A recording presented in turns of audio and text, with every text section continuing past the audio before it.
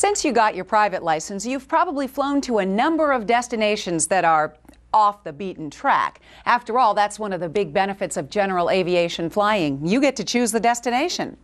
Well, as an IFR pilot, you'll appreciate the fact that many non-towered airports have instrument approaches, especially since the introduction of GPS. But what do you do after the controller clears you for the approach and says, change to advisory frequency approved?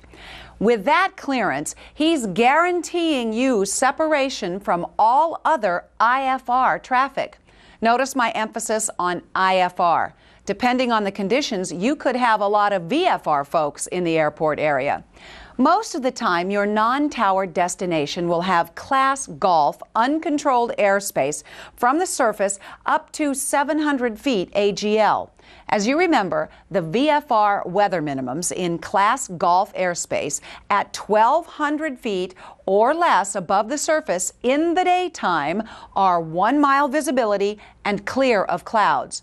So you could be making an approach with the 1 mile visibility minimum required for a typical non-precision approach, and at the same time there could be other airplanes legally flying VFR at and around the airport. So how do you make the approach into a non-towered airport a safe proposition? Well, you listen, you talk, and you watch out for the other guy, just like you've been doing all along.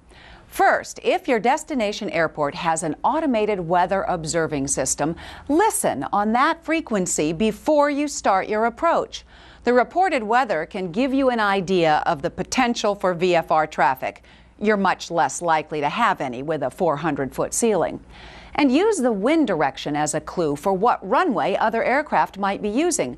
Just remember, it's possible traffic might be using a runway other than the one you expect. Also, listen to ATC as they turn you over to the advisory frequency, because at the same time, they usually tell you about any aircraft they see between you and the airport. And if they don't offer that information, ask them. And when you first come up on the common traffic advisory frequency, listen for other aircraft making traffic calls before you talk.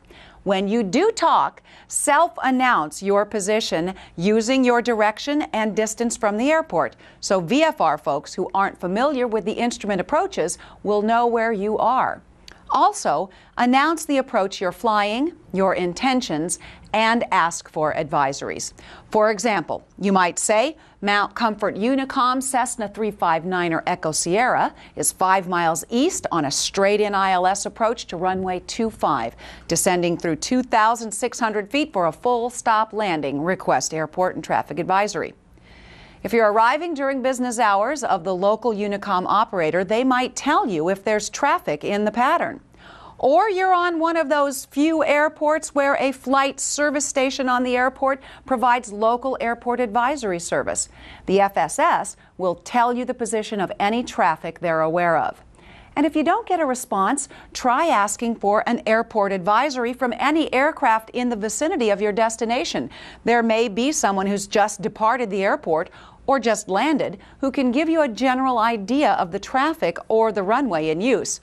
Regardless of whether you get any advisories about traffic, always watch out for the other guy. Don't think you're okay if you don't hear anyone in the pattern. There may be aircraft there that don't have a radio or that aren't on the right frequency. Now, if there's traffic in the pattern at the airport and it's safe for you to circle, break off your approach early enough to join the pattern, just as you would on a VFR arrival. As you already know, when you land at an airport with an operating control tower on an IFR flight plan, the tower closes your flight plan.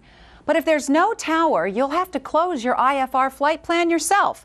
You can do that after you land by contacting any ATC facility or a flight service station by radio or phone. Sometimes the approach plate will show an ATC frequency. If ATC can hear you on the ground on that frequency, you can use it to cancel IFR. Or perhaps the last frequency you used in the air with ATC will still work on the ground. It's important that you close your IFR flight plan as quickly as possible so ATC can clear another aircraft into that airspace. Both departures and approaches will be held up until ATC hears from you. Now, you can also cancel IFR with ATC while you're still airborne if you're in VFR conditions and you are absolutely sure you can land. But if you have any uncertainty about being able to maintain VFR or land safely, don't cancel until you're on the ground. Once you've canceled, you've lost the protection of IFR separation. Plus, ATC assumes you've made it safely to the runway, and if you didn't, there probably won't be any search and rescue launched. Now, to keep your instrument skills sharp and to stay current, you'll probably be making a lot of practice instrument approaches in VFR weather conditions, some of them to non-towered airports. Anytime you're in VFR conditions, you should always expect that there will be VFR traffic. One special risk is that on many practice approaches, you'll be flying against or crossing the path of traffic in the pattern. And the approach minimums may put you at or even under the pattern altitude. So make sure your safety pilot understands that he or she is responsible for making sure you avoid VFR traffic. Establish ground rules with your safety pilot as to what you expect him to tell you about traffic, when to suggest breaking off the approach, and when and how he'll take control, if necessary, to avoid other aircraft. When you're making practice IFR approaches in VFR conditions, you might be arriving at the airport in a way that could surprise VFR pilots, and they might not be looking for you in the right places. That's because they don't expect IFR arrivals in VFR weather, and most VFR pilots don't know the routing of the instrument approach. So it becomes particularly important to make good, clear announcements of your position and intentions.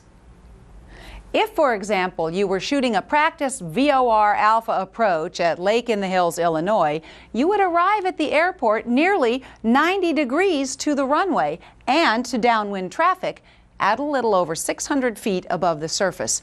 You would especially want to keep other traffic posted on your whereabouts throughout the approach and afterwards until you are well above and away from the traffic pattern. So your first position announcement might sound like this: Cessna 359er Echo Sierra, 5 miles south on the VOR approach, descending through 2,400 feet for 1,500 feet, will be overflying the airport midfield from south to north, then making a climbing right turn back to the south. That pretty much tells it all.